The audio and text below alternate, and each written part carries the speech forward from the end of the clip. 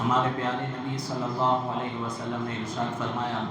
کہ جس آدمی نے رمضان کا ایک روزہ چھوڑ دیا، حالانکہ اسے کوئی تکلیف نہیں تھی، کوئی سفر نہیں تھا، کوئی بیماری نہیں تھی، سستی، کاہلی اور غفلت میں ایک روزہ رمضان کا چھوڑ دیا، تو اگر وہ زمانے بھر کا بھی روزہ رکھے تو بھی رمضان کے ایک روزے کی تلافی نہیں ہو سکتی۔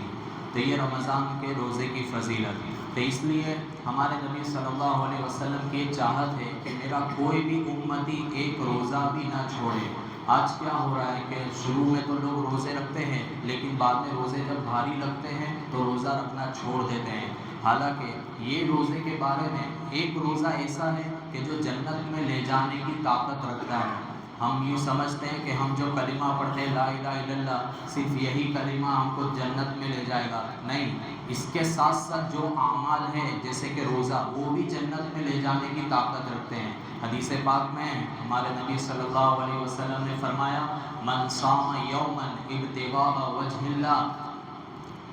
ختم لہ بہ دخل الجنہ، کہ جس آدمی نے اللہ کی رضامندی حاصل کرنے کے لیے، اللہ کو خوش کرنے کے لیے ایک دن کا روزہ رکھا اور اسی روزے پر اس کا خاتمہ ہوا، یعنی جب موت آئی تو یہ روزے میں تھا، تو ہمارے نبی صلی اللہ علیہ وسلم نے فرمایا دخل الجنہ، کہ یہ آدمی ضرور جنت میں داخل ہوگا۔ تو یہ دیکھو روزہ ایسا ہے کہ جو آدمی کو جنت میں لے جانے کی طاقت رکھتا ہے۔ اسی طرح سوالات آتے ہیں کہ رمضان کے اندر اگر کسی کا انتقال ہو جائے تو اس کے بارے میں کیا حکم ہے، تو ہمارے نبی صلی اللہ علیہ وسلم نے اس کے بارے میں بھی بیان فرما دیا کہ رمضان کے اندر اگر کسی کا انتقال ہوتا ہے تو وہ قبر کے عذاب سے محفوظ ہو جاتا ہے، اور اس کے بارے میں علماء کا کہنا ہے کہ قیامت تک کے لیے وہ قبر کے عذاب سے بچا لیا جائے گا۔ کیوں؟ کیونکہ اللہ تعالیٰ کی رحمت بہت وسیع ہے، اللہ تعالیٰ بھی رحم کرنے والا ہے، ہمارے نبی بھی رحم کرنے والے ہیں، اور رمضان کا مہینہ یہ بھی رحمت والا ہے۔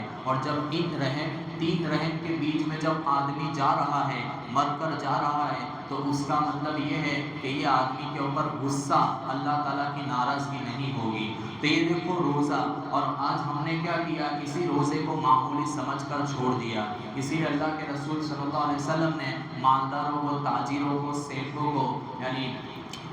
جو باس ہے، تاجر ہے، مالک ہے، ان کو حکم دیا کہ اپنے نوکر چاکروں کے کام کاج کو ہلکا کر دے، کم کر دے، تنخواہ اور پگار پوری دے، لیکن وہ روزے دار ہیں، وہ روزہ رکھ رہے ہیں اور ان کے کام کو ہلکا کر دے، تو اللہ تعالیٰ اس کے بدلے میں بھی تمہارے گناہ معاف کر دے گا۔ حدیث پاک میں ہمارے نبی صلی اللہ علیہ وسلم نے فرمایا من خفف عن مملوکہ غفر اللہ لہ واعتق رقبتہ من النار۔ ہم سمجھتے ہیں کہ روزہ افطار کراتے ہیں یہ ثواب کا کام ہے۔ آپ کسی سے پوچھو کہ روزہ تو افطار کیوں کراتا ہے، تو وہ جواب دے گا کہ ہمارے نبی نے اس کی فضیلت فرمائی کہ افطار جو بھی کراتا ہے اس کے گناہ معاف ہوتے ہیں اور اللہ تعالیٰ اس کی گردن کو جہنم سے آزاد کر دے گا۔ تو یہی حدیث کے اندر ہمارے نبی نے یہ بھی فرمایا کہ اگر کوئی آدمی، اگر کوئی تاجر، مالک اپنے نوکر چاکر جو روزے دار ہے اس کے کام کو ہلکا کر دے ہوئے، کم کر دے ہوئے، اور تنخواہ پوری دے ہوئے، کام اس سے کم لے ہوئے،